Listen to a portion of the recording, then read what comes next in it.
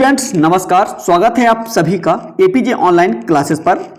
कक्षा 8वीं वार्षिक परीक्षा 2024-25 विषय हिंदी का ये क्वेश्चन पेपर आ गया है। जैसा कि आपको पता है 24 फरवरी को आपके हिंदी विषय का पेपर होना है, तो बहुत बच्चों का डिमांड था कि सर हिंदी विषय का क्वेश्चन पेपर लेके आइए। तो मैं यहाँ पे हिंदी विषय का क्वेश्चन पेपर विथ सॉल्यूशन यहाँ पे आपको दिखाने वाला हूँ। तो यहाँ पे मैं आपको क्वेश्चन नंबर 1 से क्वेश्चन नंबर 26 तक का संपूर्ण आंसर देने वाला हूँ। तो वीडियो को एक बार लास्ट तक जरूर देखिए और चैनल पे नए चैनल को सब्सक्राइब कर बेल आइकन प्रेस कर लीजिए। आपको सभी विषय के क्वेश्चन पेपर विथ सॉल्यूशन यहाँ पे प्रोवाइड कराए जाएंगे, तो वीडियो को आप लास्ट तक देखिए। चलिए आइए शुरू करते हैं। यहां पे देखिए ये कक्षा 8वीं विषय हिंदी का ये क्वेश्चन पेपर है। आपकी जो परीक्षा अवधि यानी समय रहेगा वो 2.5 घंटे 2 घंटे 30 मिनट रहेंगे। आपका जो पूर्णांक रहेगा वो 60 मिनट पूर्णांक 60 नंबरों का रहेगा। आपके एग्जाम में कुल 26 प्रश्न पूछे जाएंगे। चलिए आइए बढ़ते हैं आगे। तो यहाँ पे आपको साला का अपने नाम भरना है, यहाँ पे डाइस कोड भरना है, परीक्षा केंद्र का नाम जहां आप परीक्षा दे रहे हैं, परीक्षा दिनांक आप किस तारीख को पेपर दे रहे हैं, जैसा कि यहाँ पे 24/2/2025 भर देना है। यहाँ पे आपको अंकों में नंबर लिखना है, जैसे आपका जो रोल नंबर या अनुक्रमांक है, जैसे यहाँ पे 1 है तो यहाँ पे हिंदी से आपको 1 लिखना है। जैसे यहाँ पे एग्जाम्पल के तौर पे यहाँ पे बताया गया, जैसे 1 है तो यहाँ पे 1 लिखना है, 4 है तो 4 लिखना है। इस तरह से आपको कॉपी में भरना है, ठीक है। यहाँ पे आपके जो एग्जामिनर होंगे, परीक्षक जो लेंगे, वो उनके सिग्नेचर यहाँ पे होंगे, ठीक है। और परीक्षा या केंद्र अध्यक्ष के हस्ताक्षर या सील यहाँ पे लगेंगे, ठीक है। इसके बाद आइए बढ़ते हैं आगे। तो यहाँ पे देखिए ये रहा आपका क्वेश्चन। पहला क्वेश्चन यहाँ पे देखिए वस्तुनिष्ठ प्रश्न 1 से 5 तक वस्तुनिष्ठ प्रश्न दिए गए हैं, जिनके एक एक अंक आपको मिलेंगे। यहाँ पे पहला क्वेश्चन क्या है, लेखक ने किसे संजीवनी कहा है, तो आपको बताना है संगीत को संजीवनी कहा जाता है। इसके बाद दूसरा है अजायब घर का समानार्थी क्या है, तो यहां पे आपको बताना है संग्रहालय। इसके बाद तीसरा नंबर है प्रख्यात संतूर वादक थे, तो आपको बताना है बिस्मिल्लाह खां। इसके बाद बढ़ते हैं आगे। तो चौथा नंबर पंचवटी शब्द में समास है, तो आपको बताना है कर्मधारय समास। इस तरह से ये आपका कंप्लीट होता है। इसके बाद आगे बढ़ते हैं। तो यहां पे आता है इसी का 5वां नंबर। 5वां नंबर में पूछा गया है किस आसन की आकृति बैठे हुए खरगोश जैसी प्रतीत होती है, तो आपको बताना है शशकासन। ये ए नंबर इसका राइट आंसर होगा। इसके बाद बढ़ते हैं आगे। तो यहां पे देखिए आता है आपका क्वेश्चन नंबर 6वां। यहां पे आपको रिक्त स्थान दिया गया है, जिसमें प्रश्न क्रमांक 6 से 10 तक रिक्त स्थान पूछे गए हैं, जिसमें से आपको भरना है। यहां पे 6वां नंबर है असहाय बच्चे को देखकर मां का डैश डैश जाग उठा, तो आपको भरना है मां का हृदय जाग उठा। क्या भरना है, मां का हृदय यहां पे भर देना है, इस तरह से लिख देना है। इसका आंसर भी मैं आपको आगे दिखा दूंगा। आकाश का पर्यायवाची, याद रखिएगा आकाश का जो पर्यायवाची होता है नभ होता है। क्या होता है, नभ। इसके बाद देखिए 8वां नंबर शास्त्र शब्द का अर्थ डैश डैश है, तो यहां पे आपको बताना है धार्मिक। क्या लिखना है, धार्मिक। इसके बाद 9वां है मां शब्द के प्रयोग से डैश डैश की ओर संकेत किया गया, तो यहां पे लिखना है ममता की ओर। किसकी ओर, ममता की ओर, ठीक है। इसके बाद 10वां नंबर है रात का पर्यायवाची, तो आपको बताना है रात का पर्यायवाची रात्रि होता है, या फिर आपको निशा लिख देना है या रजनी लिख देना है, ठीक है। आप कोई भी लिख सकते हैं, रात्रि लिख सकते हैं, ठीक है। इस तरह से ये आपका क्वेश्चन नंबर 10 तक कंप्लीट होता है। इसके बाद आइए बढ़ते हैं आगे। तो यहां पे आता है आपका क्वेश्चन नंबर 11, जिसमें आपसे लघु उत्तरीय प्रश्न दिया गया है। प्रश्न क्रमांक 11 से 16 तक लघु उत्तरीय प्रश्न पूछे गए हैं, जिसमें आपके सभी 2-2 अंकों के क्वेश्चन रहेंगे, ठीक है। यहां पे क्वेश्चन नंबर 11 क्या कहता है, मुक्तानंद जी का पान खाने का शौक किससे पूरा होता है। इसका आंसर मैं आपको आगे दिखा दूंगा। इसके बाद क्वेश्चन 12 है डॉक्टर चंद्रा के व्यक्तित्व को एक शब्द या एक वाक्य में व्यक्त कीजिए। क्वेश्चन नंबर 13 है गांधी जयंती कब मनाई जाती है, तो 2 अक्टूबर को गांधी जयंती मनाई जाती है। यहाँ पे क्वेश्चन नंबर 14 है महेश्वर की खुदाई में किस प्रकार की वस्तुएं प्राप्त हुई। इसके बाद आगे बढ़ते हैं तो यहाँ पे आता है आपका क्वेश्चन नंबर 15। यहाँ पे आप देख लीजिए जायदाद के 3 हिस्से थे और हिस्सेदार 4 थे। रचना के आधार पर वाक्य के प्रकार लिखिए। यहाँ पे क्वेश्चन नंबर 16 है, बहादुर बेटा किसे कहा गया और क्यों? इसका भी आंसर आपको मिलेगा। लघु उत्तरीय प्रश्न यहाँ पे देख लीजिए, प्रश्न क्रमांक 17 से 22 तक लघु उत्तरीय प्रश्न दिए गए हैं जिनके आपको 3 अंक मिलेंगे।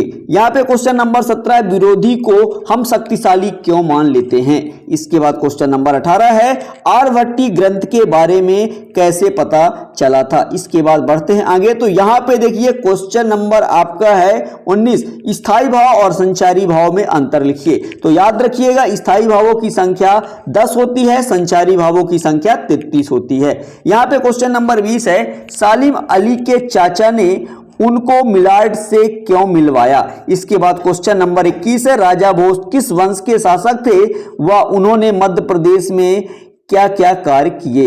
इसके बाद बढ़ते हैं आगे। तो यहाँ पे देखिए क्वेश्चन नंबर आपका 22 है, पद्मासन से होने वाले लाभों को लिखिए।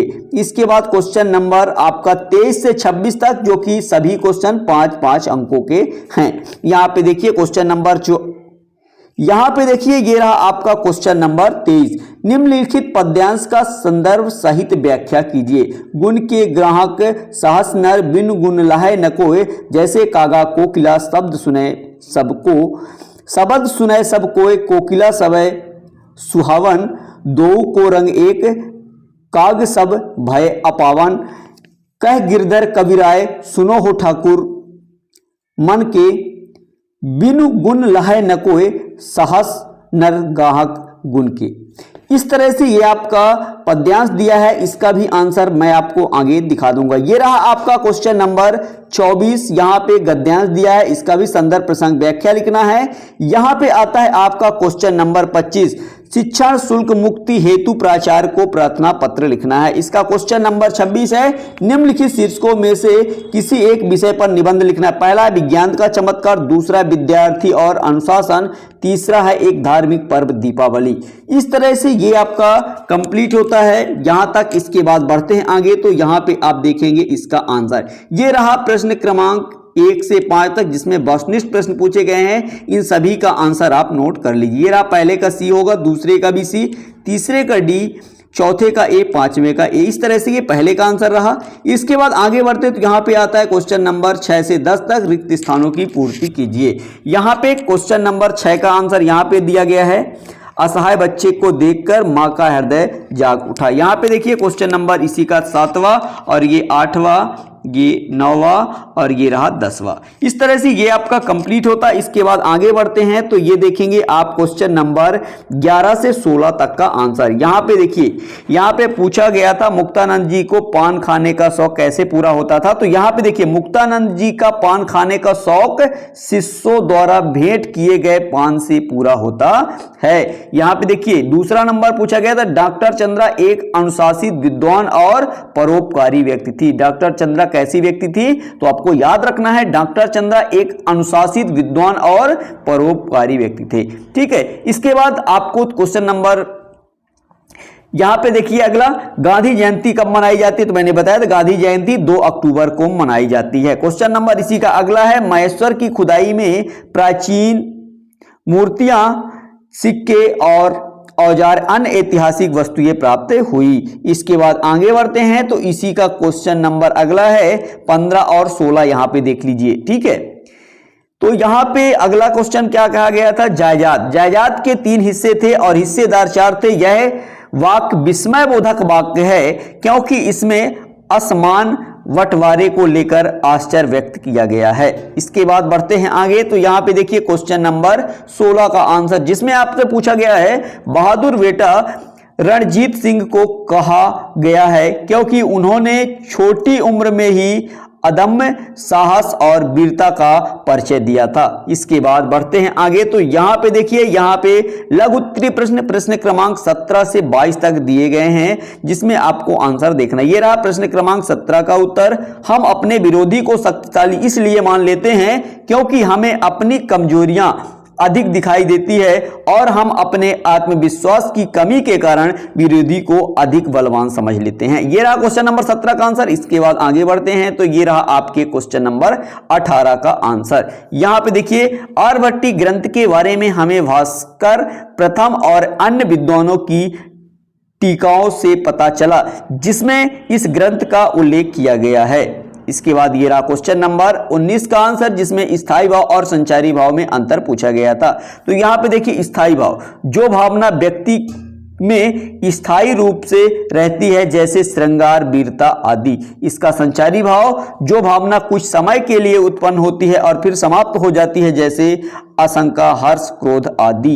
इस तरह से ये रहा इसका आंसर। इसके बाद आगे बढ़ते तो ये रहा क्वेश्चन नंबर 20। ठीक है, सालिम अली के चाचा ने उन्हें मिलार्ड से इसलिए मिलवाया क्योंकि सालिम अली को पक्षियों में विशेष रुचि थी और मिलार्ड एक पक्षी विशेषज्ञ थे जो सालिम अली की रुचि को सही दिशा में मार्गदर्शन दे सकते थे।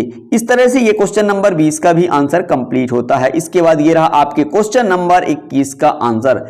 राजा भोज परमार वंश के शासक थे। उन्होंने मध्य प्रदेश में कई महत्वपूर्ण कार्य किए, जैसे भोजशाला का निर्माण, सरस्वती मंदिर की स्थापना, यहाँ पे जल संरक्षण के लिए भोजपुर झील का निर्माण। इसके बाद बढ़ते हैं आगे तो ये आता है आपका क्वेश्चन नंबर 22 का आंसर।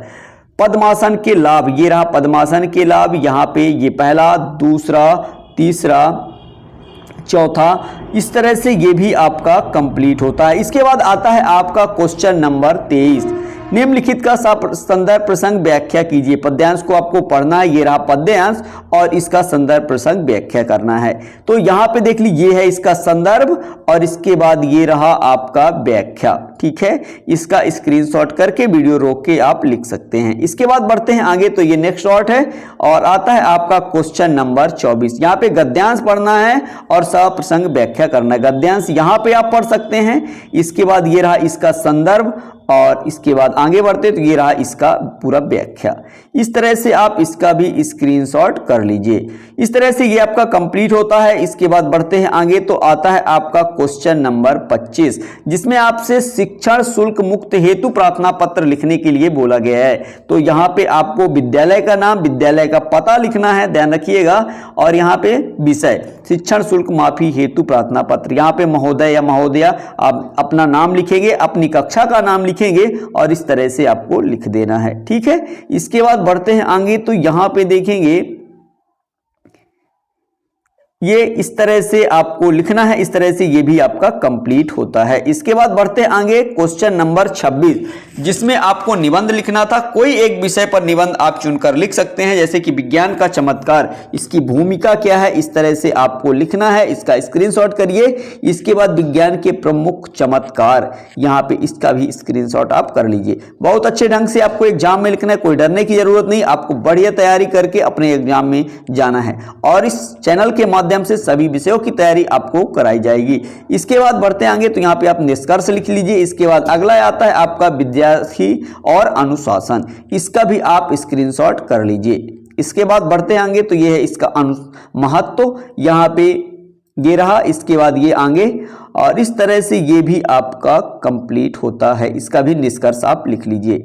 इसके बाद बढ़ते हैं आगे तो इसी में आपका एक धार्मिक पर्व यानी दीपावली के बारे में आपको लिखना है। तो ये रहा इसका भूमिका और इसके बाद ये रहा इसका महत्व। ठीक है, इसका भी स्क्रीनशॉट कर लीजिए। इसके बाद बढ़ते हैं आगे तो ये नेक्स्ट शॉट और इसका ये महत्व है।